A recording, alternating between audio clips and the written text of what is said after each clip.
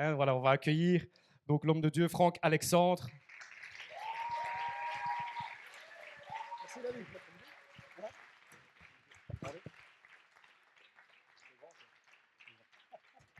Alléluia, offre une acclamation au Seigneur. Ah, ah. Oui, je crois que tu es capable de faire un peu mieux encore pour le Seigneur Jésus. Tu peux faire plus. Tu peux faire plus. Acclame, acclame, acclame, acclame. Acclame, acclame, acclame. Jésus est roi, alléluia. Jésus est le roi des rois. Il est le Seigneur des seigneurs. Et il revient bientôt, à lui soit la gloire. Amen. Avant de t'asseoir, tu te tournes vers 3 ou 4 personnes et tu lui dis maintenant, c'est l'heure de saisir ton onction. Ah. Alléluia.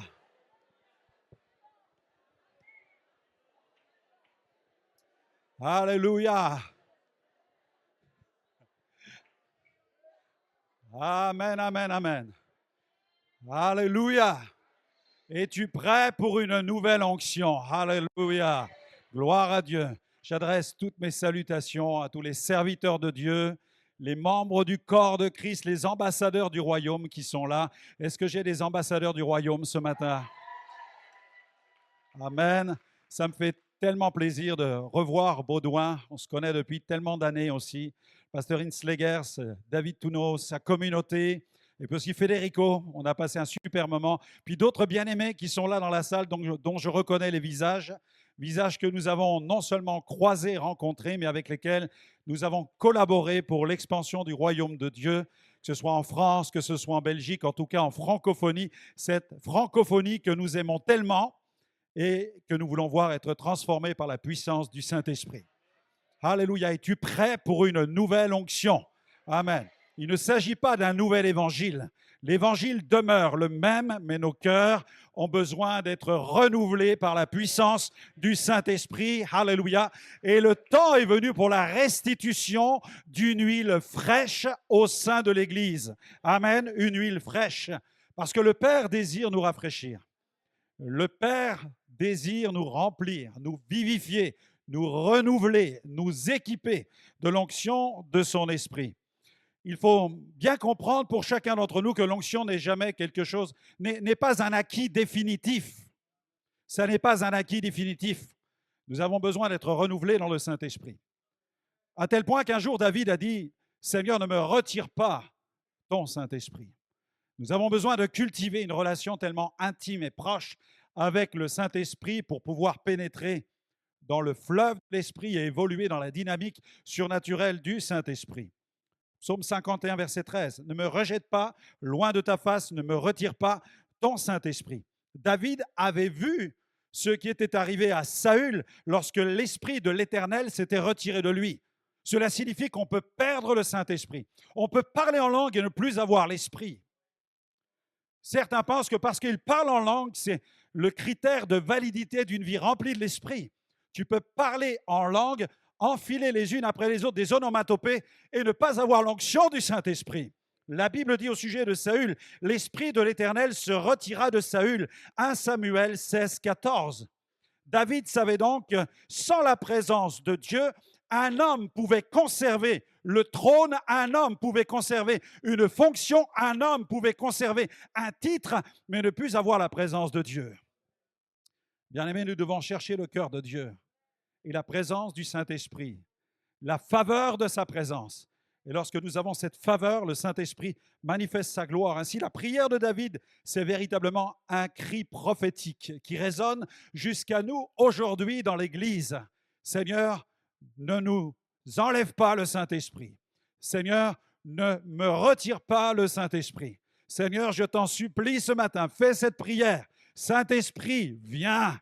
Saint-Esprit, viens. Saint-Esprit, remplis-nous. Appelle le Saint-Esprit. Vous savez, dans beaucoup d'églises, lorsqu'on parle du Saint-Esprit, certains leaders font chut. Tu peux parler du Père, tu peux parler de Jésus, mais lorsqu'il s'agit du Saint-Esprit, c'est chut. Alors que Jésus a dit, je ne vous laisserai pas orphelins. Je vous enverrai un autre moi-même, un consolateur, le Saint-Esprit, qui viendra parmi vous et qui sera en vous. Le Saint-Esprit vient demeurer en nous afin de poursuivre l'œuvre d'expansion du royaume de Dieu qui a été initiée par Jésus-Christ lors de son ministère terrestre. Ainsi, le ministère glorifié de Jésus poursuit cette œuvre sur la terre au travers de l'Église. Amen. Et l'œuvre du Saint-Esprit consiste non pas seulement en l'accomplissement de guérisons divines, d'opérations de miracles ou de manifestations de dons des langues ou d'interprétation des langues, ou alors de paroles de connaissance ou de paroles de sagesse, mais la finalité de l'œuvre du Saint-Esprit, c'est l'expansion du royaume de Dieu. Alléluia, c'est que le royaume s'étende et que chaque enfant de Dieu entre dans son ministère d'ambassadeur. Et Dieu désire lever en cette saison une génération d'hommes et de femmes, ambassadeurs, ambassadrices, qui vont porter le message du royaume de Dieu avec l'onction du Saint-Esprit, car sans l'onction, ils manqueront de puissance. Amen. On peut répandre une théologie pentecôtiste, on peut répandre une théologie charismatique, mais nous avons besoin de la répandre avec l'onction de Dieu, avec la puissance de Dieu. Alléluia. Sois rempli du Saint-Esprit. Amen. L'apôtre Paul nous adresse une exhortation puissante. Dans Éphésiens 5, 18, ne vous énivrez pas de vin. C'est de la débauche et tout le monde dit amen à cela. Soyez au contraire remplis du Saint-Esprit et tu dis double amen à cela. Amen, amen, amen, amen. Sois rempli du Saint-Esprit. Amen. Gloire à Dieu. Lorsque j'ai été rempli du Saint-Esprit, c'était un moment extraordinaire. J'avais découvert l'évangile de puissance. Ma mère était, comme vous le savez pour beaucoup d'entre vous, ma mère était sorcière. Il n'y a pas de sorcellerie uniquement en Afrique. Il y en a énormément en Europe. Moi, j'ai grandi dans la sorcellerie. Ma grand-mère était voyante, ma mère était voyante, devineresse, guérisseuse. Ma petite sœur de 6 ans, à l'âge de 6 ans à l'époque, elle pratiquait le spiritisme. Avant d'aller à l'école, elle interrogeait les morts. J'ai grandi dans cet univers du surnaturel diabolique. Je savais qu'un surnaturel existe et je ne connaissais même pas Dieu. Mais mon surnaturel à moi, c'était un surnaturel diabolique. Les objets se déplaçaient dans la maison, des phénomènes de poltergeist. Des esprits tapaient dans les murs. Des mains invisibles se posaient sur mon corps. Mon corps décollait même en lévitation. Il y avait toutes sortes de phénomènes chez nous.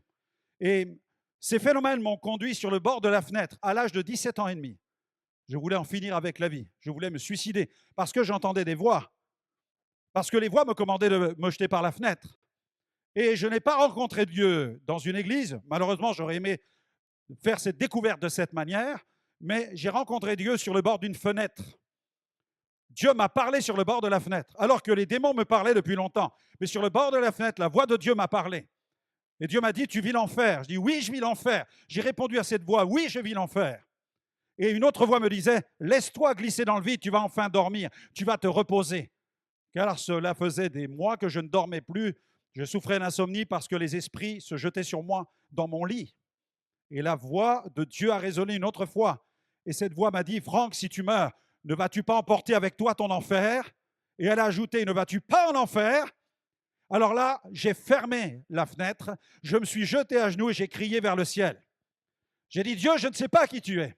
Je ne sais pas si tu es Bouddha, Jésus-Christ ou Mahomet. Mais je m'adresse à toi. Si tu existes quelque part dans cet univers, je t'en supplie, sauve-moi. Je n'ai pas prié, j'ai hurlé ma prière. Et j'ai réveillé mes parents. Mes parents sont entrés dans ma chambre, ils m'ont trouvé en transe, trempé de sueur, de la tête jusqu'aux pieds. Et puis, j'ai fui dans la ville, j'ai erré pendant plusieurs heures. Et là, vers 9 h du matin, j'ai croisé un groupe de jeunes gens qui distribuaient des traités concernant la foi. Ça parlait d'un chef de gang qui s'appelle Nicky Cruz, dont la vie avait changé.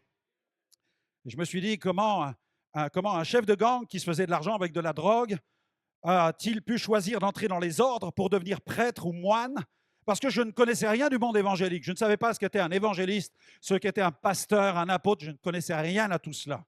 J'étais un ignorant des choses de la Bible. Mais il s'agissait de la vie changée de Nicky Cruz, ce chef de gang. Et alors que je lis ce tract dans la rue, eh bien, je percute un être invisible. Et là, je suis saisi parce que je vis des phénomènes à la maison, mais maintenant, je les vis dans la rue. Et pour la première fois de ma vie, je n'ai pas peur, aucune angoisse, aucune crainte. Et là, c'est un être immense dont les pieds touchent la terre et la tête touche le ciel. Sa robe est comme translucide. C'est un ange messager envoyé de Dieu. Et le message est celui-ci. Il me dit, Franck, Dieu a rendez-vous avec ta vie. Je retourne voir ce chrétien, je suis tremblant et je lui donne mon curriculum vitae spirituel. Je dis, je suis le fils de la sorcière.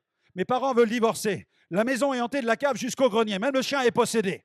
Ma mère est voyante, guérisseuse, devinerait. Je suis spirit et parapsychologue. Je voulais me jeter par la fenêtre ce matin. Vous avez une solution pour les gens comme nous, vous? Et il me dit, oui, il y a une solution. Je lui dis, laquelle? Il me dit, Jésus-Christ. Je dis, Jésus-Christ, le barbu qui faisait des miracles en Israël et qui marchait à pieds nus. Il me dit, oui, Jésus de Nazareth. Mais je dis, mon pauvre, on ne vous a pas informé? Il faut que je vous dise comment il a terminé sa vie. Et je commence à lui dire que Jésus a fini sa vie sur une croix, comme on me l'a enseigné dans le cours de religion à l'école. Il me dit, peut-être qu'on t'a enseigné à l'école que Jésus a fini sa vie sur une croix et qu'il est mort. Et là, dans la rue, il brandit sa Bible. Il me dit, mais dans la Bible, il est marqué que le troisième jour, il est ressuscité. Alléluia! Oh, gloire à Dieu! Je lui dis, écoutez-moi bien, moi je suis dingue, mais vous êtes plus dingue que moi. Vous êtes en train de me dire que le Christ de Nazareth, il est vivant, il est ressuscité. Il me dit, oui, il est vivant. Je dis, mais alors s'il est vivant, montre-le. Donne-moi la preuve. Et il me dit, viens ce soir, à telle adresse, tu auras la preuve. L'évangile ne consiste pas seulement en paroles, mais en puissance. Alléluia. L'apôtre Paul n'a pas seulement prêché avec des mots, mais avec une démonstration de puissance et d'esprit. Notre génération a besoin d'une démonstration de puissance et de l'esprit. Notre génération a besoin de faire face à un évangile démontré par la puissance de Dieu. Alors ce soir-là, je suis allé à l'endroit qu'il m'avait indiqué. C'était une petite église évangélique. Je suis resté une demi-heure à l'extérieur parce que j'avais peur de la façade de l'église. Quand j'ai vu l'état de la façade, je dis, je vais trouver Dieu à l'intérieur. Je dis, non, c'est une arnaque, ils vont me kidnapper. On m'a menti, il y a des gens qui vont me sauter dessus dès que je vais rentrer. Et pendant une demi-heure, je faisais les 400 pas dehors. Puis finalement, je suis entré à l'intérieur, je regardais à droite et à gauche. Je suis allé m'asseoir sur un banc. Et là, un prédicateur annonçait l'évangile. Et l'onction de Dieu est tombée sur moi. Et un esprit de repentance m'a gagné. J'ai commencé à confesser mes péchés. Alors, je sentais ma misère, mon péché, la noirceur de mon âme. J'étais éloigné de Dieu et mes larmes coulaient. Je ne pouvais plus m'empêcher de pleurer. La présence de Dieu était tellement forte et mon corps se mettait à trembler. Je sentais ce combat intérieur. Je savais qu'il y avait une guerre intérieure au plus profond de mon âme. Et là, j'ai compris ce qui se passait dans l'invisible. Je n'avais pas eu de cours de démonologie, de combat spirituel, de guerre contre les puissances territoriales. Non, j'étais là tout seul à cet endroit-là, dans ce mètre carré où je me trouvais. Et l'onction de Dieu était en train de me rencontrer. Et je savais que le diable était en train de vouloir me détruire et que Dieu se battait par le Saint-Esprit pour me sauver. J'ai alors parlé au diable. J'ai dit, diable, écoute-moi bien. J'ai été à 100% pour toi, maintenant c'est terminé. J'ai dit, Jésus-Christ, je t'en supplie, j'ai été à 100% pour le diable. Si tu me libères, je vivrai à 200% pour toi. Alléluia. Gloire à Dieu. Alors, je suis sorti du banc, je me suis avancé sur le devant et le pasteur a commencé à poser les mains à tous ceux qui étaient alignés sur le devant. Et là, il commence à me toucher, il me dit, toi, tu as trafiqué dans l'occultisme. Je dis, oui, monsieur, c'est le métier de la maison. Et il prie pour moi. Et là, bam, je pars dans les chaises et je fais un voyage au Niagara céleste. Gloire à Dieu. Les démons partent, les démons fuient. Et là, j'ai une vision de la gloire. Mon esprit s'ouvre et je vois un trône de gloire. Et là, de ce trône, il y a un fleuve qui jaillit, qui vient dans ma direction et qui me percute de plein fouet et qui me traverse l'être tout entier, toutes les cellules, le corps, l'âme et l'esprit. Et j'entends des hurlements, celui de démons qui battent retraite. Les démons partent, ils poussent des hurlements, ils sont terrorisés. Je suis face à une démonstration de choc de deux royaumes, celui des ténèbres et celui de la lumière. Alléluia. Et j'entends cette voix de Jésus qui dit, Franck, tu es mon serviteur, tu es mon ambassadeur, tu prêcheras l'évangile à des nations. Alléluia. Je suis ravi en extase. Es-tu prêt pour une nouvelle onction? Alléluia. Gloire à Dieu. Alléluia. Je suis là, ravi en extase. Et après quelques minutes, j'imagine, parce que j'étais ailleurs, le temps était suspendu. J'entends une voix au loin. C'était la voix du pasteur. Et le pasteur disait, jeune homme, ça va. Jeune homme, ça va. Et il continuait. Jeune homme, ça va. Et le volume commençait à augmenter. Je revenais sur terre. Jeune homme, ça va. Jeune homme, tu vas bien. Jeune homme, il est tard. Jeune homme, il faut rentrer chez toi. Et là, j'ouvre mes yeux. Non, non, chez moi, chez moi. Non, non, pasteur. Pasteur, ma mère est une sorcière. Dans ma maison, on ne peut pas dormir. Dès que je suis dans mon lit, des mains se posent sur mon corps et mon corps décolle en lévitation. Je ne peux pas dormir. J'ai fui cette maison ce matin et j'ai juré de ne plus jamais y retourner. Il me dit, écoute-moi bien. Celui qui est en toi est plus fort que celui qui est chez toi. J'ai fait yes. Et là, je suis parti en courant. C'était la grève des éboueurs, je m'en souviens encore. Je sautais au-dessus des poubelles et je criais « Jésus est vivant, Jésus est ressuscité !»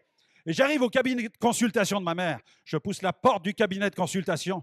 Et là, ma mère est dans une séance de sorcellerie avec une sorcière. Et là, j'interromps la séance et je hurle. Je dis « Maman, Jésus est ressuscité, Jésus est vivant, Jésus est le Fils de Dieu. » Elle se lève, elle dit, qu'est-ce qui t'arrive? Qu'est-ce que tu as fait? Tu as consommé de la drogue? Je dis, non maman, ce n'est pas la drogue, c'est la puissance du Saint-Esprit. Elle me dit, la puissance du Saint-Esprit. Mais c'est quoi cette affaire-là, la puissance du Saint-Esprit? T'es devenu fou, quoi? Et l'autre sorcière se lève, elle dit, Madame Alexandre, votre fils est dingue. On n'a jamais vu un parapsychologue, un sorcier, un voyant invoquer le nom de Jésus et parler de la puissance du Saint-Esprit. Votre fils doit être fou, Madame Alexandre. Et moi, j'ai dit, non, maman, je ne suis pas fou. Jésus est vivant, je viens de le rencontrer. Il vient me délivrer. Tu vas fermer le cabinet de consultation. On va brûler les livres de sorcellerie. On va marcher avec Jésus. Et l'autre sorcière se lève contre moi et elle commence à marmonner ses malédictions contre moi. Elle envoie les mauvais esprits. Alors mon esprit commence à vaciller. Je comprends que ma vie chrétienne ne sera pas un long fleuve tranquille. Je comprends que le diable ne va pas dérouler un tapis rouge devant moi. Et là, je m'accroche après le comptoir de la salle de divination. Et je dis, Jésus, ça fait 10 minutes que je crois en toi. Faut que tu me dépannes. Je ne savais pas comment faire. Et je me dis, mais je suis face à une sorcière. Comment on règle ça maintenant? Cours numéro 2. Comment mettre une sorcière à la porte? Et je me souviens du pasteur qui, quand il avait prié pour moi, avait commandé aux démons de partir. Et je dis, ça vient par la parole d'autorité. Alors je dis, Madame, s'il vous plaît, sortez de chez moi maintenant. Et là, j'ai dit, ça ne marche pas. Et ma mère dit, qu'est-ce que tu fais? Qu'est-ce que tu es en train de faire? Je dis, maman, il faut qu'elle parte. Et je dis, je vous ai dit, madame, vous sortez de chez moi. Et là, elle fait un pas en arrière. Et je dis, mais ça marche. Et je dis, tu sors! Et là, mes amis, bam, elle ne sort pas. Elle tombe par terre comme un serpent.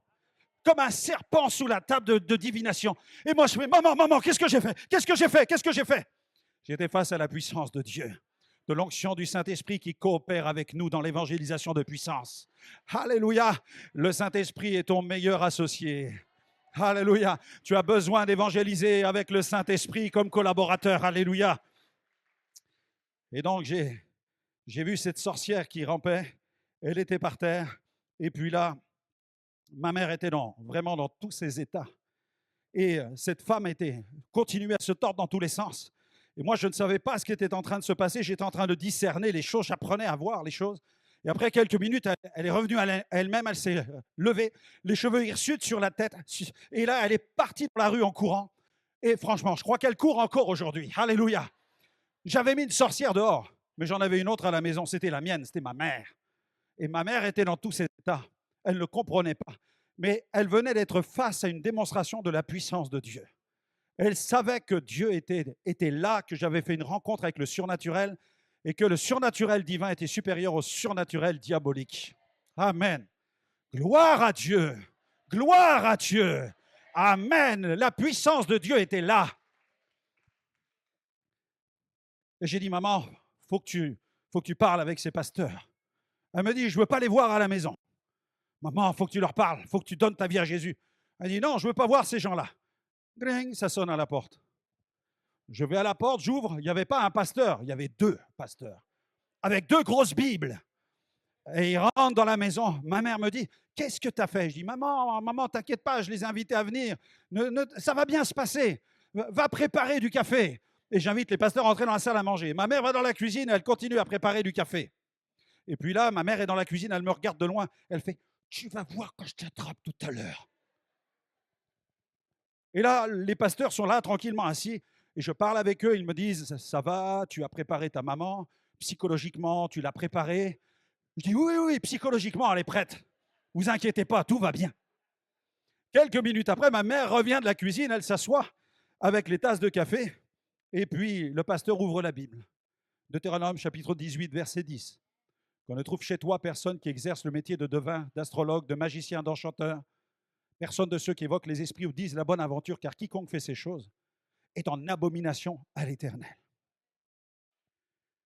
Alors, le pasteur lui dit, vous avez commis un péché d'abomination. Voilà pourquoi l'ennemi tient cette maison comme un territoire. Il possède ce lieu. Légalement, vous lui avez donné le droit de l'habiter. Il faut maintenant lui enlever ce pouvoir par le sang précieux de Jésus-Christ.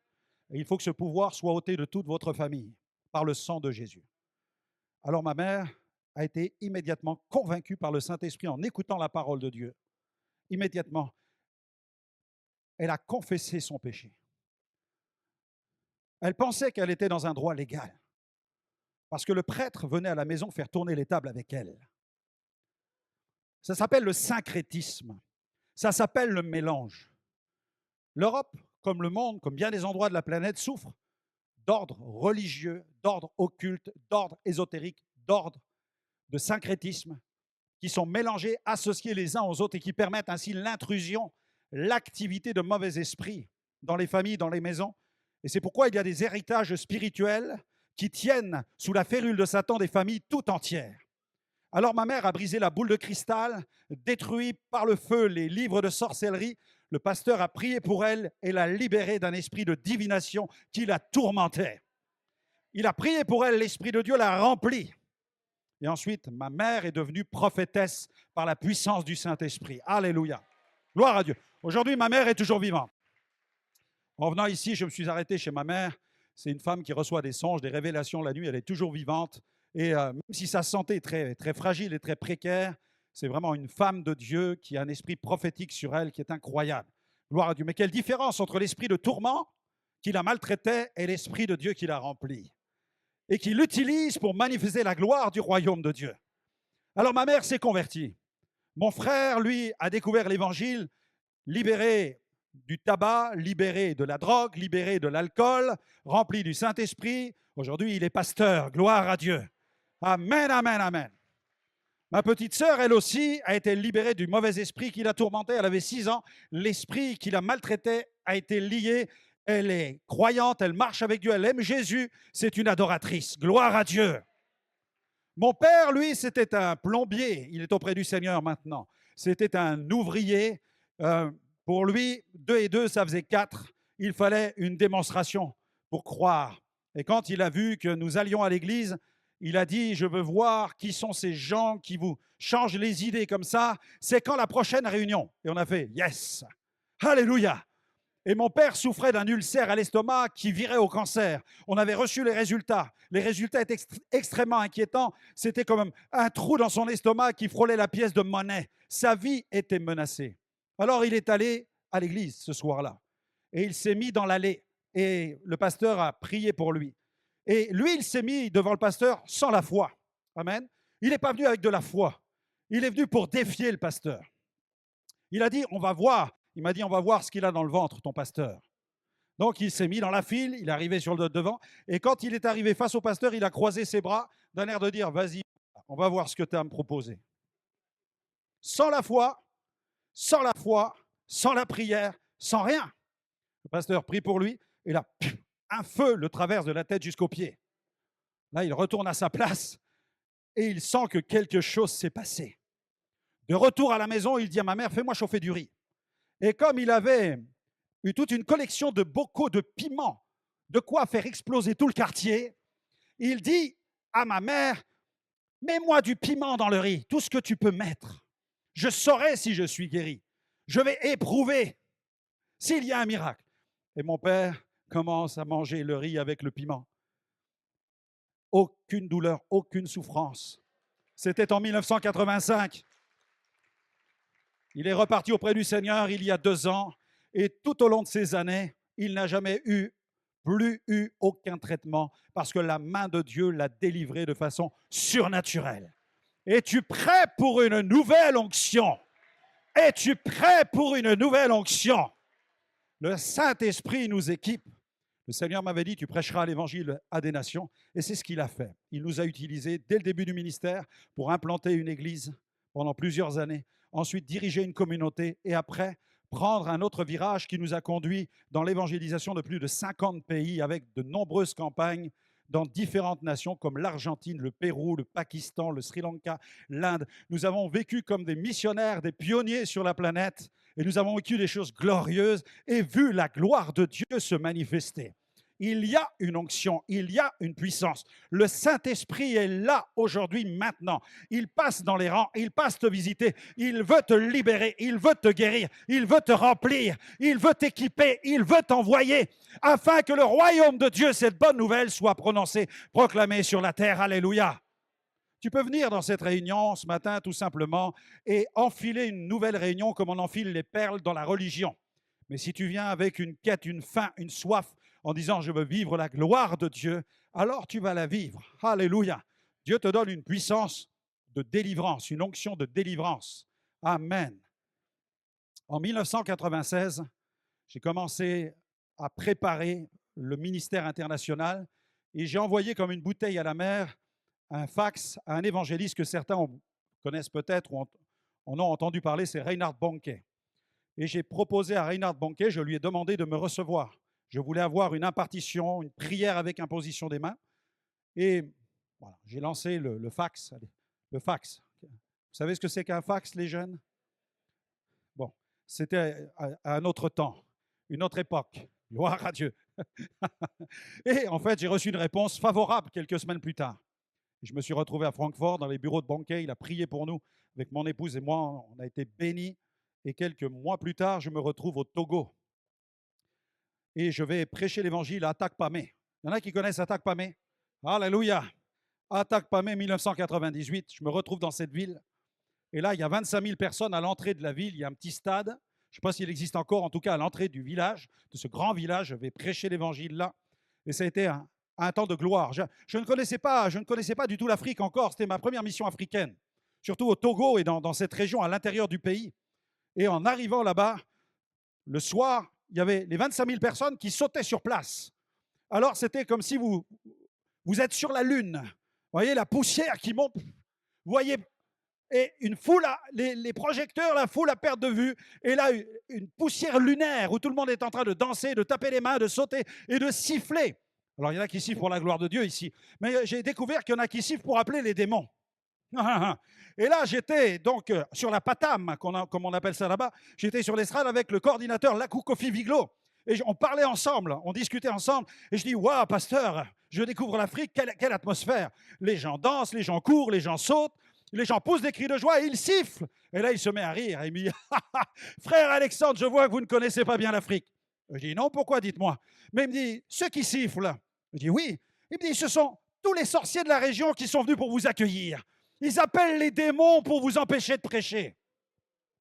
Je dis, waouh, quelle ambiance ici. Alors j'ai pris ma Bible, je me suis approché du pupitre et au nom puissant de Jésus, j'ai réprimé les esprits de sorcellerie. Et là, bah, bah, bah, bah, bah, bah. Les sorciers tombaient les uns après les autres comme des mouches dans la foule. Gloire à Dieu. Et le Seigneur a commencé à guérir les aveugles, des sourds, des muets. La gloire de Dieu a été manifestée. Il y a une onction. Il y a une onction qui veut collaborer avec nous pour la délivrance. Gloire à Dieu. Il y a une onction que Dieu veut libérer aussi pour le surnaturel. Alléluia.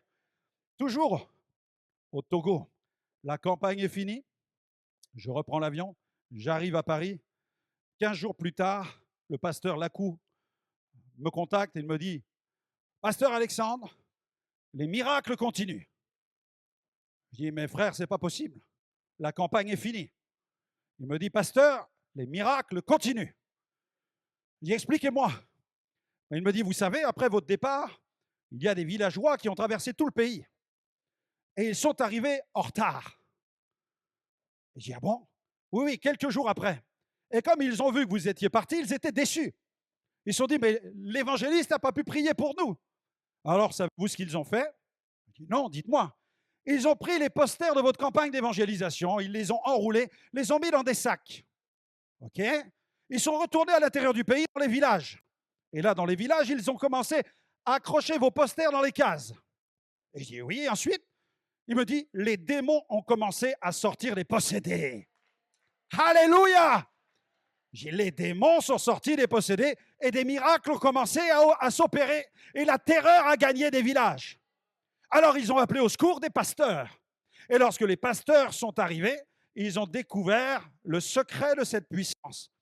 Ils ont dit, ah, on comprend, c'est comme les mouchoirs de l'apôtre Paul. Ils ont pris les posters, ils ont dit, ces posters sont un signe afin que vous receviez Jésus. Ils ont déchiré les posters et ils ont commencé à proclamer Jésus-Christ afin que la foi soit bâtie non pas seulement sur des signes, mais sur la résurrection de Jésus-Christ. Est-ce que tu peux acclamer le roi des rois? Il fait des prodiges, il fait des miracles. Gloire à Dieu.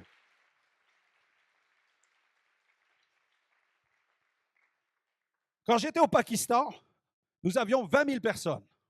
Et là, premier soir, je vois des bouteilles d'eau qui sont rangées sur l'estrade. Une cinquantaine de bouteilles d'eau. Et le pasteur me demande de prier pour cette eau. Je dis, Seigneur, purifie cette eau. Vous savez, les gens ont peu de moyens et ils sont allés mettre l'eau de la rivière dedans. Et à cause de la pollution de l'eau, le pasteur me demande de prier pour cette eau. Donc je prie pour ces bouteilles d'eau. La réunion se déroule, je prie pour les malades, la gloire de Dieu, etc. Dieu fait des choses extraordinaires, dont un homme dont la femme était infirme, et il l'avait porté dans ses bras sur plusieurs kilomètres, parce qu'il n'avait pas les moyens de lui acheter une chaise roulante. Donc il l'a porté sur plusieurs kilomètres, et je me souviens encore de cet homme au bas de l'estrade, qui regardait les yeux tournés vers le ciel et qui pleurait. Les larmes coulaient sur lui. Et à un certain moment, l'onction de Dieu est tombée sur son épouse infirme. Elle a tendu ses jambes pour toucher le sol. Le mari a vu que quelque chose se passait. Il a lâché sa femme et elle était guérie de son infirmité. Et c'était un signe très fort, un signe puissant de démonstration du royaume. Jour suivant, il y a 200 bouteilles d'eau sur l'estrade. Et le pasteur me dit, Pasteur Franck, vous voulez bien prier pour l'eau? Amen, Seigneur, purifie cette eau. Troisième jour, 500 bouteilles sur l'estrade. Ok, voulez-vous prier pour... Oui, amen, Seigneur, tu bénis cette eau. Je commence à... Qu'est-ce que ça veut dire? Quatrième jour, 2000 bouteilles sur l'estrade. Je dis, Seigneur, c'est un réservoir, amen. Alors je prie. Et à la fin, je dis au pasteur, mais expliquez-moi, pasteur, pourquoi vous me demandez vraiment de prier pour l'eau? Et il me dit, à cause des miracles. Je dis, quel miracle? Mais il me dit, les gens prennent cette eau et ils vont voir les malades dans les villages, ils leur donnent à boire, et les gens infirmes se lèvent, les aveugles voient, les sourds entendent, et la puissance de Dieu est manifestée.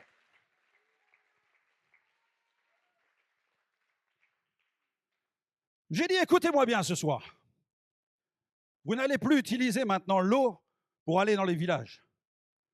Vous allez utiliser Jésus, la source d'eau vive. C'est un signe qui vous conduit à découvrir Jésus, le seul et unique sauveur. À partir de demain, je ne prie plus pour l'eau. C'est vous qui allez porter l'eau de la vie abondante de Jésus dans les villages. Les signes indiquent une seule direction, la personne de Jésus. Alléluia. Gloire à Dieu. Une onction de délivrance, une onction de prodige. N'est-ce pas là un prodige à nos yeux? Alléluia. Dieu déclare qu'il va faire de chacun d'entre vous des prodiges. Il n'y a pas le plus grand prodige que les hommes et les femmes transportés par la puissance de Dieu. Il n'y a pas le plus grand prodige que les hommes et les femmes animés par le Saint-Esprit. Alléluia! Amen! Amen! Amen! Je le déclare, je l'affirme dans ce lieu. La gloire de Dieu est pour toi. L'onction de Dieu est pour toi. Tu vas la transporter. Alléluia! Tu vas la porter et les miracles vont s'opérer ici dans la ville, à l'extérieur, dans tout le pays, dans toute la Belgique, en France et ailleurs. À Dieu soit la gloire. Avant de prier pour vous, je terminerai par cette anecdote incroyable. Parce que j'aimerais vraiment prier pour que l'onction de Dieu vienne. Alléluia, mon frère, le Seigneur veut te parler, je pense, ce matin. Recevez les notifications du ciel, amen. Alléluia, gloire à Dieu. Amen. Alléluia. Je me retrouve à faire une mission dans un no man's land, le no man's land de Jayagon. C'est dans une région du monde qui se trouve entre l'Inde, le Pakistan et le Bangladesh, une petite zone territoriale de quelques kilomètres carrés, où se croisent musulmans, bouddhistes, catholiques, hindous. Et dans cette zone tout à fait particulière, nous avons décidé d'y tenir une campagne de réveil. Évangélisation, puissance. Le but, permettre aux Bhoutanais de découvrir l'Évangile, parce que c'est un pays persécuté, dans lequel on ne peut pas entrer, on ne peut pas emmener la Bible. Alors, comme on ne peut pas entrer au Bhoutan, et que les Bhoutanais ont le droit de voyager, nous avons décidé de mettre en place un voyage organisé avec 25 bus. Nous allons aller chercher les Bhoutanais et les sortir de leur pays pour qu'ils reçoivent l'Évangile dans le no man's land. Gloire à Dieu. Alléluia, pour la sagesse que Dieu nous donne. Alors on organise ce voyage et on rassemble 2 à 3 000 personnes. Et pendant une semaine, ces 2 à 3 000 personnes sont sous un immense chapiteau et ils bâtissent des tentes. On avait l'impression de voir le peuple d'Israël sous des tentes. Donc sur des centaines de mètres carrés, toutes ces personnes ont vécu pendant une semaine et chaque jour, le matin comme l'après-midi et le soir, nous enseignons et puis prions pour les malades, prêchons le salut pour que les Bhoutanais se tournent vers Jésus-Christ. Ça dure une semaine. Et pendant la semaine, il y a des pluies diluviennes. Alors vous imaginez des tentes dressées sur un sol où la boue commence à se répandre partout et ça devient problématique pour la campagne d'évangélisation. Tant bien que mal, nous arrivons jusqu'à la fin et arrive la dernière réunion et il nous fallait rentrer en Europe. Le voyage était long, 36 heures pour y aller, 36 heures pour rentrer. Parce qu'on longeait l'Himalaya, il fallait rejoindre ensuite Bagdogra, prendre un avion pour New Delhi, attendre une dizaine d'heures à New Delhi, reprendre un avion pour Francfort, pour Paris, etc. Paris, la maison. 36 heures aller, 36 heures retour, une semaine de campagne. Mais là, on était vraiment bien fatigués. Et c'était la dernière réunion. Et là, je soupirais après le retour à la maison pour voir mon épouse. Et le peuple de Dieu dit Amen à cela. Les mamans, les femmes disent Amen à cela. Les hommes disent Amen à cela. Amen, gloire à Dieu. Là, il fallait rentrer. Et donc, j'aspirais au dernier Amen de la prédication. Et puis, je termine la dernière prédication, guérison, délivrance, gloire à Dieu. Et puis, l'interprète me tape sur l'épaule. Je dis, oui, Sam. Je dis, Pasteur Franck, le Seigneur me dit de vous dire ceci. Je dis, oui, dites-moi. Vous devez prier pour le baptême dans le Saint-Esprit. Je dis, oui, il ne faut pas oublier ça. Le baptême dans le Saint-Esprit. Alors, je dis, écoutez, nous allons prier pour le baptême dans le Saint-Esprit. Et je vois l'heure qui défile. Je me dis, il faut qu'on se dépêche, on va rater l'avion. Et là, on ne peut pas se permettre de rater l'avion avec toutes les connexions qu'il y a derrière. Alors, je dis, levez votre main maintenant. Alléluia, Seigneur, tu bénis, tu remplis du Saint-Esprit, tu répands ta grâce. Et moi, je pense à ma femme, je pense à rentrer à la maison. Je dis, Seigneur, tu les bénis, vous recevez. Amen, amen, amen. Gloire à Dieu, amen, amen, amen. On y va. Et il me dit, Pasteur Franck, oui, Sam. Le pasteur m'a dit de vous dire, le Seigneur m'a dit de vous dire, vous devez leur imposer les mains. Je dis, quoi? Sam, es-tu sûr que c'est Jésus qui t'a dit ça? Ils sont 2000. Et je me dis, la dernière fois que je l'ai fait, ils étaient 12 000. Je dis, là, 2000, mais ça va faire long quand même, on rate l'avion. Je lui dis, si j'impose les mains à 2000 personnes, je rate l'avion. Il me dit, je te dis ce que le Seigneur m'a dit. Je dis, c'est facile. Je lui dis, s'il te plaît, organise. Dans ma tête, organise, ça veut dire fais des lignes, que ce soit facile pour imposer les mains. Il y avait de la boue partout. Alors je descends de l'estrade et là, mes mocassins glissaient sur la boue. Je me tiens après l'estrade et je dis, vas-y Sam, organise. Et là, il dit, venez.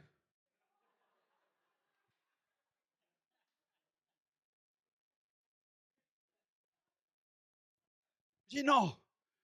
Et je vois 2000 personnes qui marchent dans ma direction, comme ça, en avançant péniblement sur la boue. Et là, les gens s'approchent, les 2000 qui arrivent vers moi. Et là, je commence à lever mes mains pour imposer les mains à la première personne. Et dès que je fais ça, les 2000 tombent par terre sous la puissance de Dieu. Et là, c'était extraordinaire. Un réveil! Un réveil! La gloire de Dieu est venue. La gloire de Dieu est venue. La puissance de Dieu. Les femmes avaient mis des saharis argentés, dorés. Et là, bam, et moi, la boue, plaf, en pleine figure. Je dis, gloire à Dieu. La puissance de Dieu était là.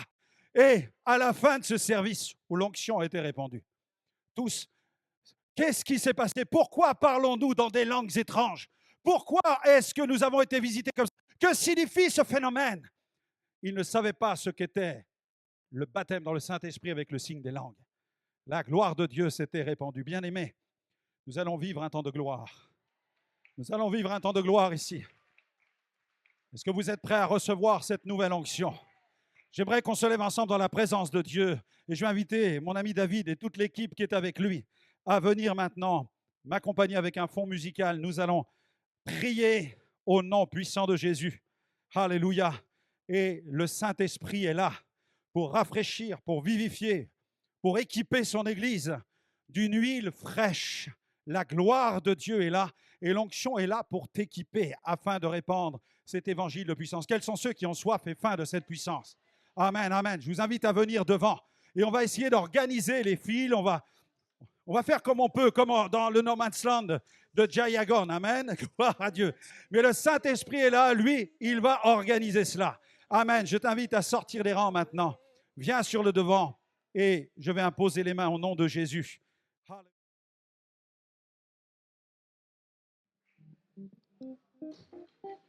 Alors, sans plus tarder, je vais inviter Franck Alexandre. Sois le bienvenu. Merci, alléluia. Tu peux faire mieux, tu peux acclamer plus fort. Tu peux faire mieux. Tu es capable de faire plus. Oh, fruit de louange. Célèbre le roi. Célèbre le roi des rois. Offre une acclamation. Offre une acclamation. Au nom de Jésus.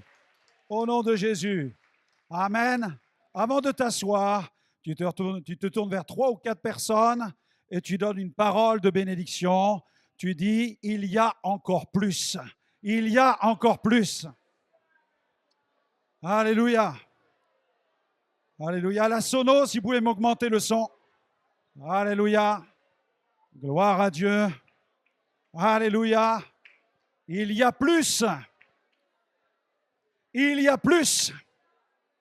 There is more. Il y a plus. Alléluia. Gloire à Dieu. C'était le slogan de Wigglesworth, l'évangéliste. Il avait l'habitude de dire « Il y a plus ». Amen. Alléluia. Gloire à Dieu. Je vous invite à lire un passage dans Acte 10, verset 38. Acte 10, verset 38. J'aimerais vous parler des intentions de l'onction. Les intentions de l'onction. L'onction, c'est le Saint-Esprit qui opère. C'est le Saint-Esprit en opération. L'onction, c'est la dynamique opérationnelle du Saint-Esprit. Nous avons le Saint-Esprit en nous à partir du moment où nous recevons Jésus. Et lorsque le Saint-Esprit habite en nous, il n'a qu'un seul désir, c'est opérer. Manifester la gloire de Dieu, glorifier Jésus. Et nous devons faire tout ce qui est en notre pouvoir pour ne pas éteindre l'Esprit, pour ne pas mépriser les prophéties, pour ne pas limiter l'action du Saint-Esprit. Il nous faut manifester une véritable ouverture à l'action de Dieu. Amen. Le Saint-Esprit est une personne. Déclare avec moi, le Saint-Esprit est une personne. Alléluia. L'Esprit de Dieu accompagne l'Église. Jésus a dit à ses disciples, il vous est avantageux que je m'en aille. Il fallait que Jésus parte pour que l'Esprit puisse être donné. La Bible dit que Jésus était crucifié, il est ressuscité le 3e jour. Il est descendu dans les régions inférieures de la terre, il est remonté dans la gloire, et l'Écriture déclare qu'il a reçu du Père le Saint-Esprit, qu'il a répandu. Alléluia. Et dans les Écritures, le Saint-Esprit est communiqué de différentes manières.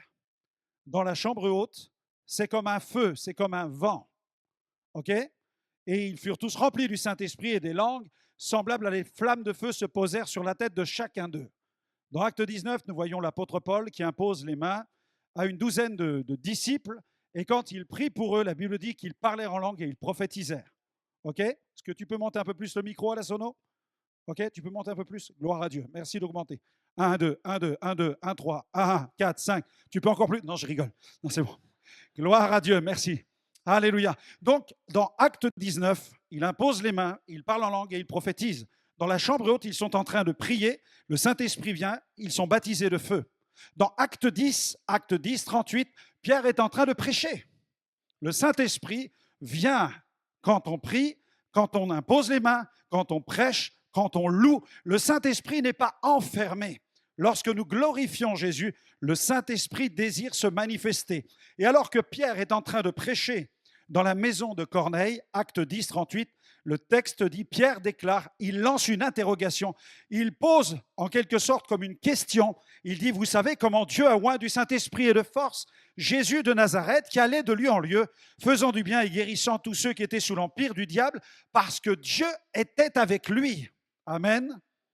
Jésus n'a rien pu faire, bien qu'il fût le divin Fils, Jésus n'a rien pu faire tant qu'il n'avait pas reçu l'onction du Saint-Esprit.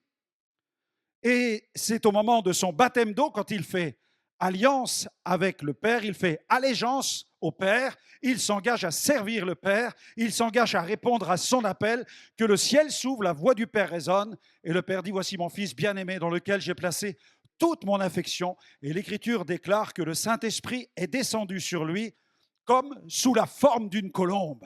Gloire à Dieu. Et ensuite, Jésus fut conduit par le Saint-Esprit dans le désert. Amen. Gloire à Dieu. Jésus est conduit par l'Esprit dans le désert. Et c'est la revanche de Dieu contre la puissance de Satan. La scène du combat dans le désert est comme un effet miroir avec la Genèse, où dans la Genèse, Satan s'infiltre dans le jardin pour tenter la femme et ensuite faire chuter l'homme et le premier couple. Satan s'est introduit dans le jardin d'Éden et le premier Adam a succombé à cause de la tentation.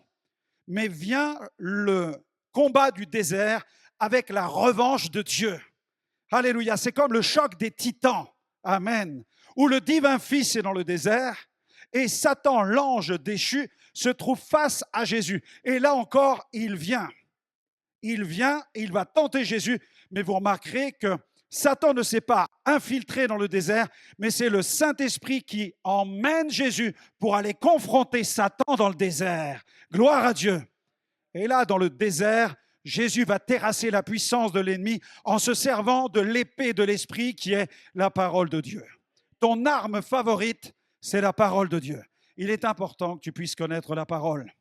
Tu dois être un homme et une femme de la parole afin de résister à toutes les manœuvres, toutes les tactiques, toutes les stratégies, toutes les œuvres du diable. La Bible parle de l'empire du péché, mais elle parle aussi de l'empire du diable. Et nous sommes équipés pour confronter les puissances sataniques. Et nous ne pouvons pas le faire sans l'onction du Saint-Esprit. On ne peut pas combattre Satan avec des tartes à la crème. On ne peut pas non plus combattre Satan avec de la liturgie. Pour combattre Satan, il n'y a qu'une seule arme, c'est la puissance du Saint-Esprit. C'est l'autorité que Dieu nous donne en Jésus-Christ.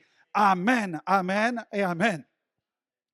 Je me trouvais dans le sud de la France il y a quelques années et c'était une église en pleine croissance. Les gens étaient venus sur le devant. Le Saint-Esprit avait agi de manière merveilleuse. Les gens étaient terrassés, foudroyés, tasés, remplis, guéris, restaurés. Et j'étais épuisé. Et donc, on m'emmène pour prendre un petit café au rez-de-chaussée. Et l'équipe d'accueil me dit, Pasteur Alexandre, vous voulez un bon petit café, un ristretto? Et j'ai dit, oui, j'en ai besoin. J'ai besoin d'énergie. Alors, on me prépare un café. Et quelqu'un m'attrape par le bras et me dit, Pasteur, il faut monter à l'étage. Le pasteur voudrait parler avec vous. Il va avoir un temps de prière avec vous là-haut. Donc, on m'emmène en haut. Et je n'avais pas mon café. Il était resté en bas. Donc, je monte à l'étage. Je m'assois face au pasteur. Je commence à discuter avec lui. On prie pour la réunion. Et tout à coup, un des conseillers rentre dans la pièce avec une personne avec lui. Et le conseiller nous dit, cet homme est possédé et il faut que le pasteur Franck Alexandre puisse prier pour lui. Donc j'étais en train de discuter avec le pasteur et tout à coup je me retrouve dans le bureau du pasteur à devoir chasser un démon. Et donc l'homme a été placé sur une chaise et je m'approche de lui et au moment où je veux prier pour lui, le démon avec une voix gutturale commence à parler par la bouche du possédé. Et il me dit, et il commence à me dire, non, va-t'en, laisse-moi tranquille, ne me chasse pas. Et puis, descends en bas au rez-de-chaussée parce que quelqu'un est en train de te préparer un café.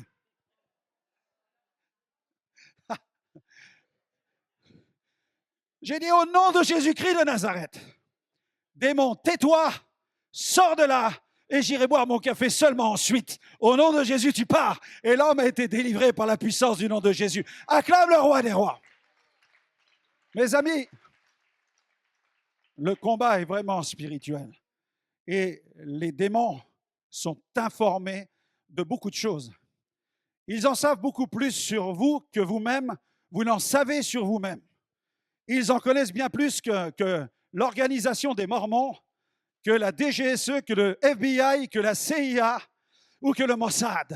Les démons sont l'organe spirituel le plus renseigné sur toute la planète.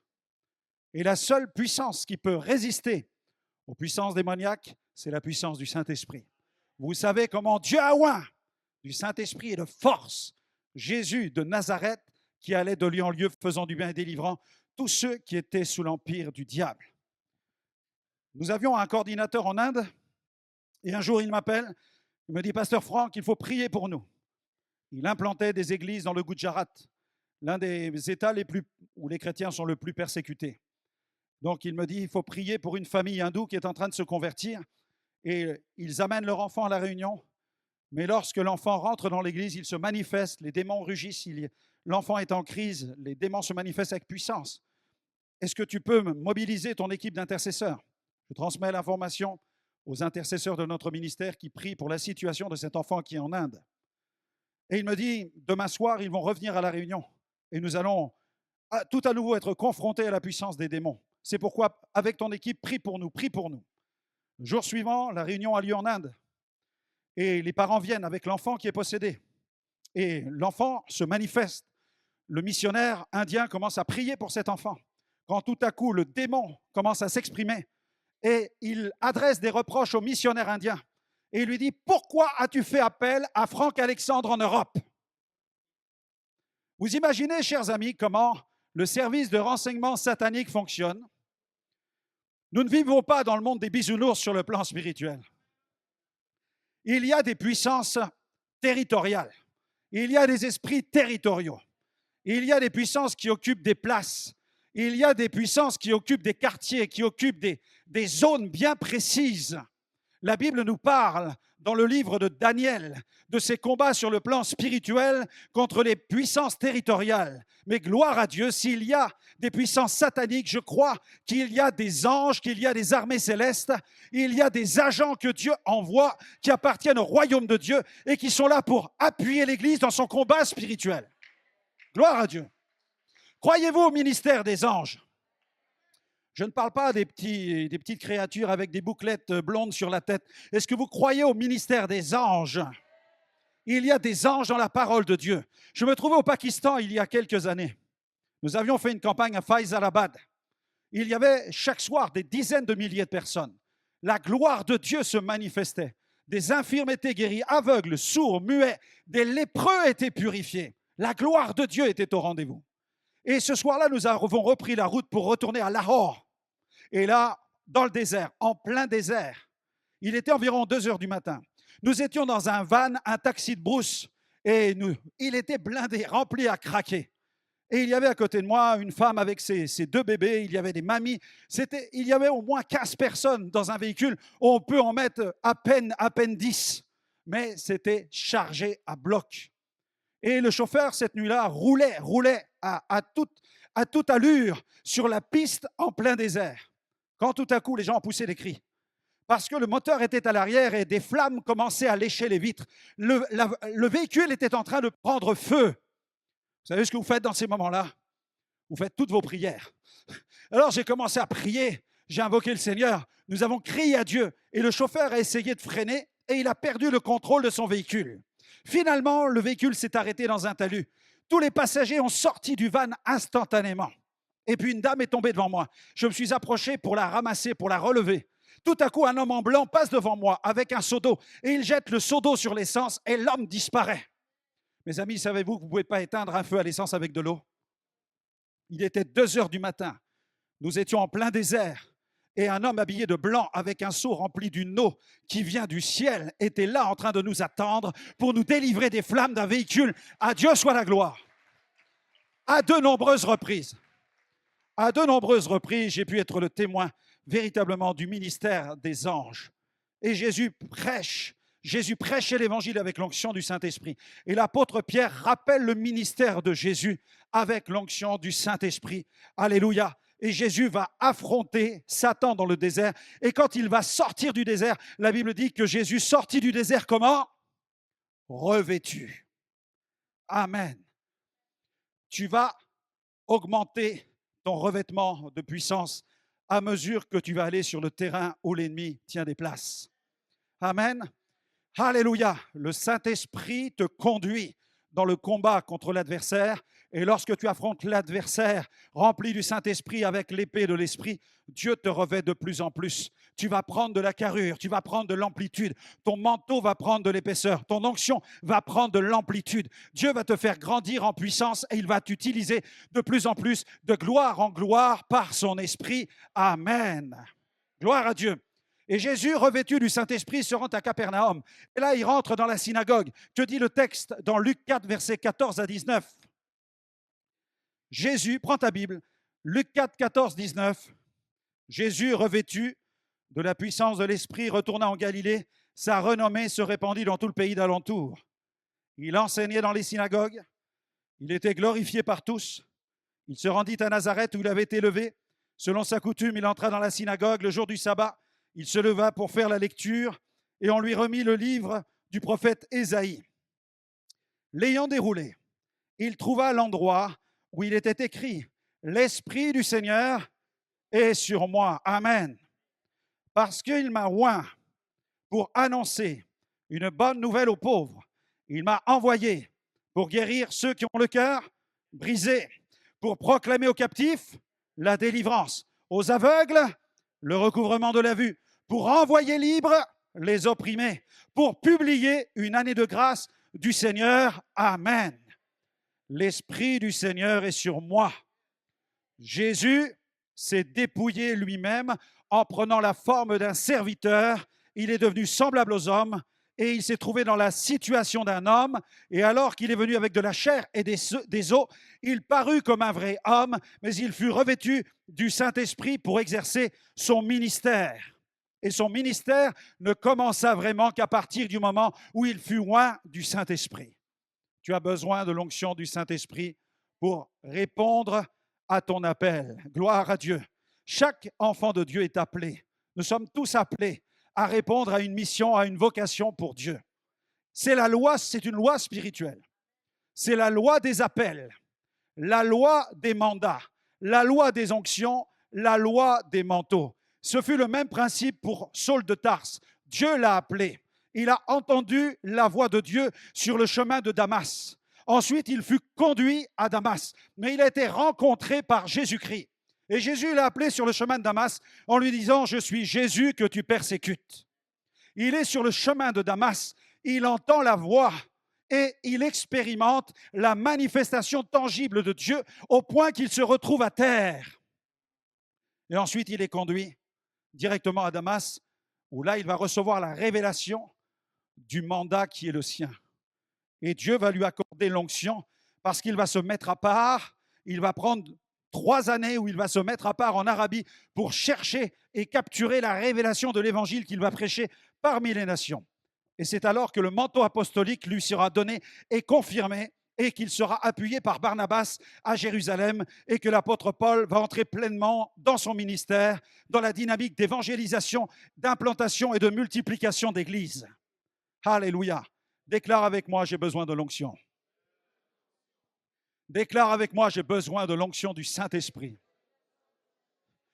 Seigneur, j'aspire à être oint du Saint-Esprit et de force. Alléluia. Nous avons besoin de l'onction pour, dis avec moi, l'onction pour. L'Esprit du Seigneur est sur moi parce qu'il m'a oint pour. Nous sommes oints pour. L'onction sans intention ne sert à rien. C'est l'intentionnalité de Dieu qui compte. Dieu nous donne l'onction avec une intentionnalité qui doit l'accompagner. Oint pourquoi? Premier point. Oint pour annoncer la bonne nouvelle aux pauvres. Amen, amen, amen, amen. Alléluia. Oint pour annoncer la bonne nouvelle aux pauvres. Alléluia. Jésus vient pour ceux qui se reconnaissent malades, non pas pour ceux qui ont la prétention d'être bien portants. Jésus vient pour les injustes, pour les pécheurs, non pas pour ceux qui sont imbus de la propre justice. Nous sommes loin pour annoncer la bonne nouvelle à ceux qui sont conscients qu'ils ont besoin d'être sauvés. Lorsque ma mère a été libérée de l'occultisme, la première chose qu'elle a faite, c'est développer un culte personnel, ouvrir la Bible tous les matins et prier. Et c'est ce qu'elle faisait. Et témoigner. Et un jour, elle aperçoit des jeunes dans le quartier qui trafiquent un peu dans la drogue, etc. L'alcool, la drogue, un squat. Elle les invite à venir à la maison et à les rejoindre le matin pour le culte personnel. Et pendant plusieurs mois, donc 2 de ces jeunes vont venir pour l'écouter. Ma mère va leur apporter l'évangile. L'un s'appelle Francis, l'autre s'appelle Philippe. Philippe est un garçon très simple, qui reçoit simplement les choses. Son cœur est ouvert, il reçoit la parole de Dieu. Francis, c'est quelqu'un qui est très intelligent. Il réfléchit beaucoup, il discute beaucoup, il débat beaucoup. Il a les plus grandes difficultés à recevoir la parole de Dieu. Après quelques mois, un beau matin, les 2 jeunes viennent voir ma mère et ils apprennent la nouvelle à ma maman. Ils lui disent, écoutez, Madame Alexandre, c'est très bien ce que vous nous racontez sur les histoires de Jésus et tout cela, mais nous ne voyons pas véritablement de transformation dans notre vie. Alors, c'est terminé pour nous, nous ne viendrons plus chez vous boire le café et puis écouter votre culte personnel, écouter la parole de Dieu comme vous le faites depuis des mois. Et nous avons un train à prendre cet après-midi. Et ma mère dit, ah bon, pourquoi? Nous allons nous rendre à Amsterdam. Là-bas, nous devons acheter de la drogue. Nous devons récupérer de la drogue et nous allons faire la fête là-bas pendant quelques jours. Ma mère fait tout ce qui est en son pouvoir pour l'en dissuader. Alors, ce jeune Francis décide d'aller à Amsterdam, Philippe n'y va pas. Francis se rend à Amsterdam et il va y faire la fête, il va y consommer la drogue. Et puis, un après-midi, le téléphone sonne à la maison. Et quand ma mère décroche, elle a au bout du fil une demoiselle. C'est la fiancée de ce jeune homme, Francis. Et elle lui annonce la terrible nouvelle. Francis vient de faire une overdose et il vient de terminer sa vie sur un trottoir d'Amsterdam. Philippe, de son côté, est resté dans la ville. Il n'a pas suivi Francis. Et ma mère, le jour suivant, regarde par la fenêtre et elle aperçoit Philippe sur le trottoir d'en face, allongé par terre. Il a consommé de la drogue, il a bu de l'alcool. Alors ma mère sort de la maison, elle traverse la rue et elle voit la jeune demoiselle qui est assise à côté de lui, en train de pleurer, parce que son petit ami est dans un état second. Alors ma mère lui demande de l'aider pour le remettre sur ses pieds. Elle l'amène à la maison et elle commence à prier pour lui. Ce soir-là, une réunion, une convention est organisée à 1 heure de route de chez ma mère. Et ma mère a réservé sa propre place dans le bus. Alors elle décide d'appeler les organisateurs de cette église qui organise cette conférence, ce congrès, et elle propose qu'elle puisse réserver, payer la place de ce jeune homme pour qu'il vienne écouter l'évangile. Alors dans un état d'overdose, elle le met dans le bus. Le soir, il se retrouve dans la réunion comme nous l'avons cet après-midi. Elle l'assoit au premier rang pour qu'il écoute bien la parole. L'évangéliste proclame la bonne nouvelle et il lance un appel. À ce moment-là, Philippe se lève, il vient sur le devant. Le pasteur prie pour lui instantanément. Il sera délivré du tabac, de la drogue, de l'alcool, rempli du Saint-Esprit. Gloire à Dieu. Nous sommes loin pour. C'est la puissance de Dieu. Dieu met devant toi un chemin large, un chemin étroit. As-tu emprunté le chemin étroit? As-tu fait la paix avec Dieu? Si tu devais quitter ce monde aujourd'hui, où vas-tu passer ton éternité? Est-ce que Jésus est ton sauveur? Est-ce que Jésus est ton Seigneur? Est-ce que tu as décidé de lui abandonner ta vie? Jésus a dit, la parole de Dieu le déclare, celui qui voudra sauver sa vie la perdra, mais celui qui l'abandonnera à cause de moi la retrouvera dans la gloire. À Dieu soit la gloire, tu peux acclamer le roi pour le salut qui est en Jésus. Alléluia. Annoncer la bonne nouvelle aux pauvres. Je me trouvais à New York pour une campagne dans une méga église. Et à l'issue du service, je discute avec le pasteur dans le hall d'entrée. Et il me dit, Franck, attends-moi une petite heure parce que je dois aller à quelques pâtés de maison d'ici. Il y a sur un boulevard une grande fête au cœur de New York. Et je dois aller élever une prière. Il me dit, à moins que tu veuilles venir avec moi. Alors, j'ai dit, oui, je préfère venir avec toi que de rester dans le hall. Alors, je pars avec le pasteur, on fait quelques centaines de mètres. Et puis là, au coin de la rue, on débouche sur un boulevard. Et là, j'aperçois une foule immense. Il y a 12 000 personnes. Une grande estrade, sonorisation, des musiciens. Il y a des stands, de la bière, du tabac. Les gens fument, les gens boivent, les gens dansent. Et puis, il y a les chaînes de télévision. Quand je suis avec le pasteur, tout simplement, je regarde. Je me dis, tiens, c'est l'Amérique, c'est New York. Puis je découvre un peu la société américaine comme cela. Et puis, le journaliste s'approche du pasteur qui doit élever une prière pour cette communauté ethnique de la ville de New York. Et quand il s'approche de lui, il pose la question, il dit, mais quelle est l'actualité de votre église? Alors, le pasteur américain dit, mais cette semaine, on reçoit un évangéliste français. Et là, tout à coup, les caméras se tournent vers moi. Et je dis, voilà, je me retrouve à la télévision américaine. Et il dit, mais il est là pour prêcher l'évangile. Et ils disent, ah bon, il y a des évangélistes en France. Ils sont un peu stupéfaits d'entendre qu'il y ait des prédicateurs de l'évangile en France. Et alors, ils discutent, ils échangent sur le sens de ma venue à New York. Et tout à coup, l'organisateur de l'événement dit, mais et si nous donnions la parole à cet homme? Et alors, le pasteur se tourne vers moi, il me fait, je dis, ouais, ok. Et je dis, combien de temps est-ce que j'ai? On me dit, vous avez 15 minutes. Je dis, quoi? 15 minutes pour prêcher l'évangile sur un boulevard avec 12 000 personnes à New York? Je prends tout de suite. Je dis, OK, je me retrouve sur l'estrade, au cœur de Brooklyn, avec un micro, une sono, avec des chaînes de télévision en train de prêcher l'évangile à 12 000 personnes. Le pasteur sort son smartphone, il appelle vite le bureau de son église et il dit, dépêchez-vous, venez avec des conseillers, avec des Bibles, avec des CD, avec de la musique. On va offrir des milliers de Bibles à la foule. Gloire à Dieu. Et j'ai pu prêcher l'évangile. Les 12 000 personnes avaient des bières à la main, des cigarettes à la bouche. Ils étaient là devant les stands. Ils étaient en face de moi et j'étais en train de prêcher. J'ai lancé un appel quand j'ai vu tout à coup une masse de gens venir à Jésus, se tourner vers lui pour faire la paix avec Dieu. Vous avez été loin pour annoncer une bonne nouvelle aux pauvres. Gloire à Dieu. C'est le sens, c'est votre vocation. Prêchez la bonne nouvelle aux pauvres. À Dieu soit la gloire. À 12 000 personnes comme à une personne. La réunion se termine. Nous avons d'autres activités dans la journée, puis le soir, on me ramène à l'hôtel au cœur de Manhattan. Je suis assis à l'arrière du véhicule, je regarde par les petites vitres à l'arrière et je vois tous les pauvres gars qui dorment sur les trottoirs, des gens qui cuvent leur vin dans des états épouvantables. Puis on arrive dans la chambre de l'hôtel, j'avais 2 pasteurs avec moi. On nous avait rempli un sac avec des pizzas, avec des quiches, avec toutes sortes des fruits, de la nourriture pour manger. Et on arrive dans la chambre. Le frigo de l'hôtel est en panne. Je dis, si on met des pizzas à l'intérieur, là, on risque de pas finir la mission là-bas. Seigneur, garde-nous. Et alors, je dis au frère, mais on peut pas conserver cette nourriture, on va en manger. Je dis, non, on va pas faire ça. Je dis, les gars, on prend l'ascenseur, on va dans la rue, on va manger avec les gars qui sont sur les trottoirs. OK.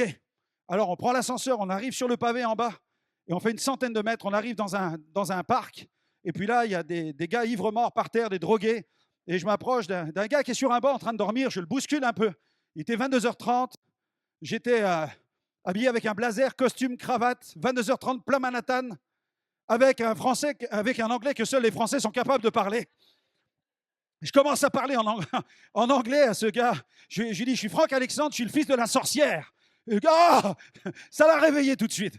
Et je lui dis, je suis évangéliste, je viens pour prêcher la bonne nouvelle. Et je lui annonce l'évangile comme ça. Et le gars se lève, il s'assoit, il m'écoute. Et je lui dis, mais je ne suis pas venu seulement pour te prêcher l'évangile. Je suis venu pour manger avec toi. Un Français qui mange avec un Américain au cœur de Manhattan, ça ne s'invente pas. Et là, je lui annonce l'évangile. Et les larmes commencent à couler de ses yeux. Et à la fin, je lui dis, écoute, je voudrais prier avec toi. Et je voudrais que Jésus vienne dans ta vie. Et là, il me dit, mais avant, je connaissais Jésus. Je dis, comment? Et il m'explique comment dans sa vie, il a fait des mauvais choix, au point d'en arriver à se retrouver dans la rue. Et là, sur le trottoir, il invite Jésus-Christ dans sa vie pour qu'il soit restauré. Et à ce moment-là, je lève la tête sur la droite et je vois une église avec une immense pancarte en haut, illuminée. Times Square Church, l'église de David Wilkerson. Je lui dis, viens avec moi. Je l'attrape, je l'emmène à l'église. Et je lui dis, ici, les gens vont s'occuper de toi. Gloire à Dieu. C'est notre mission d'annoncer la bonne nouvelle aux pauvres, de prêcher l'évangile de Jésus en toute occasion, favorable ou non. Osons prêcher cette bonne nouvelle. Osons prêcher cet évangile de gloire. Deuxièmement, tu es loin pour guérir ceux qui ont le cœur brisé. Amen. Je me trouvais dans l'est de la France, dans une petite église, et je démarre ma prédication. Tranquillement, j'entre dedans. Quand tout à coup, j'entends quelqu'un qui rit sur la droite de la salle. Et en plus, c'est une femme qui rit. Alors, quand c'est une femme qui rit, souvent, c'est beaucoup plus fort que quand c'est un homme qui rit. On est d'accord? Vous dites amen, les dames? Vous n'êtes pas là, les dames, vous êtes avec moi? Amen. Et là, la dame commence à rire, elle rit de plus en plus fort, à tel point que je perds un peu le fil de ma prédication. Et j'aperçois à côté d'elle un homme qui pleure. Donc, je vois la femme qui rit aux larmes, et je vois cet homme qui pleure. Mais il pleure incroyablement, les larmes qui coulent sur ses joues. C'était l'une de mes pires prédications. Je lance un appel. 2 seules personnes répondent ce jour-là à l'appel. L'homme et la femme. Ils viennent sur le devant. La femme rit, et je regarde mon pantalon, peut-être, je regarde si je n'ai pas un défaut à la chemise au pantalon. Elle rit, on ne peut plus l'arrêter. Et lui, il pleure. Alors je descends, je dis, mais expliquez-moi, qu'est-ce qui se passe? Je dis, pourquoi elle rit et pourquoi vous pleurez? Et il me dit, c'est ma femme. D'accord, on avance, vous êtes le mari si je comprends bien. Il me dit, oui, je suis le mari. Je dis, mais pourquoi votre femme est-elle en train de rire comme ça? Mais il dit, ma femme. Je dis, je vous en supplie, dites-moi pourquoi votre femme est-elle en train de rire comme cela? Il dit, mais ma femme a fait des séjours en hôpitaux. Nous avons vu des psychiatres, nous avons vu des spécialistes pour essayer de la guérir de la dépression dont elle souffre depuis tellement d'années. Regardez comment elle rit. Il dit, c'est pourquoi je pleure, parce que ma femme est guérie de sa dépression. Alléluia! Il vient pour guérir ceux qui ont le cœur brisé. Gloire à Dieu. Il vient pour proclamer la vue aux aveugles. Alléluia. Gloire à Dieu. C'était à Paysandú, en Uruguay, la ville des sorciers Macumba. Les pasteurs me bénissent souvent, ils me mettent dans les endroits les plus obscurs. Amen. Un jour, j'ai dit à un pasteur, jetez-moi en enfer, les démons en sortiront. Gloire à Dieu. Et là, je me retrouve dans la ville des sorciers Macumba, des prêtres ubandistes. Et alors que je prêche, les pasteurs se précipitent autour de moi. Pasteur, comment ça va? Comment allez-vous, frère? Je dis, qu'est-ce qui se passe? Mais vous n'avez pas mal? Je dis, comment ça? Il dit, regardez, les prêtres ubandistes vous ont jeté ces cailloux-là. Les cailloux ont frappé votre dos. Je dis, comment? Je dis, je n'ai rien senti. Gloire à Dieu. J'ai dit, l'Éternel est mon bouclier. Gloire à Dieu. La protection de Dieu dans ce centre de sorcellerie. Gloire à Dieu. Et là, j'avance au pupitre. Je prie le Seigneur pour que cette ville soit impactée. Et alors que j'approche du pupitre, j'entends la voix de Dieu qui me dit, aveugle, ouvre tes yeux. Dis pas amen comme ça, moi. Je suis là derrière mon pupitre et j'entends, aveugle, ouvre tes yeux. Et je prêche, aveugle, ouvre tes yeux. Et je dis, non, dans ma tête, je me dis, je ne peux pas dire ça. D'abord, je commence à prier, est-ce qu'il y a un aveugle dans la foule? Il y avait 8000 personnes. Je dis, Seigneur, si j'envoie ça en public et qu'il n'y a pas un aveugle dans la foule, ils vont me lyncher avec les sorciers Macumba. Je dis, Seigneur. Et le Saint-Esprit est là. Aveugle, ouvre tes yeux. Aveugle, ouvre tes yeux. Aveugle, ouvre tes yeux. Aveugle, ouvre tes yeux. Je prêche. Aveugle, ouvre tes yeux. Et tout à coup, je dis, aveugle, ouvre tes yeux. Et là, mes amis, un silence de mort dans le stade. Et là, une femme qui hurle, qui descend en courant. Et je vois une demoiselle qui court derrière cette vieille dame. Et la demoiselle dit, maman, attends-moi. Sa mère était aveugle. Et au moment où je proclame cette parole, sous l'onction et la puissance du Saint-Esprit, elle raconte qu'un éclair a frappé ses yeux et qu'elle a recouvré la vue. Alléluia. Gloire à Dieu. La puissance du Saint-Esprit. La Bible dit, si notre évangile est encore voilé, il est voilé pour ceux qui périssent, ceux dont le Dieu de ce siècle a aveuglé l'intelligence, afin qu'ils ne voient pas briller la gloire et la splendeur de l'évangile de Jésus. Il y a des cécités physiques, mais il y a aussi des cécités spirituelles. Et Jésus vient pour déchirer le voile de la cécité spirituelle Il vient pour rendre la vue aux aveugles et les libérer. Il est celui qui nous donne l'onction. 4e point, pour libérer les captifs. Gloire à Dieu.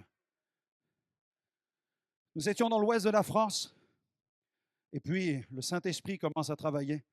Et là, une femme se manifeste, elle tombe sur le dos, et elle commence à sortir de la salle sur le dos comme une araignée. Elle sort sur ses coudes, et elle part. Au nom de Jésus, sort de cette femme. Et elle est remplie tellement de démons et de violence qu'il faut que plusieurs pasteurs se saisissent d'elle et l'emmènent dans une pièce à part pour prier. Et le Saint-Esprit continue d'agir dans plusieurs. Et après un quart d'heure, un pasteur vient me chercher, il me dit « Pasteur Franck, il faut venir nous aider parce que le démon ne veut pas partir. » Je me retrouve dans la salle avec eux et je prie pour cette dame. Et je dis « Seigneur, donne-moi du discernement. Quel est le problème? Quel est le blocage ?» Et le Saint-Esprit me montre ce qu'elle a fait. Et devant les pasteurs, je dis « Voilà, vous avez fait ça, ça, ça, ça, ça. » Et la femme commence à ouvrir ses yeux et elle prend conscience de ce qu'elle a pu faire. Je dis « Maintenant, repentez-vous de vos péchés. » Et je chasse le démon ensuite.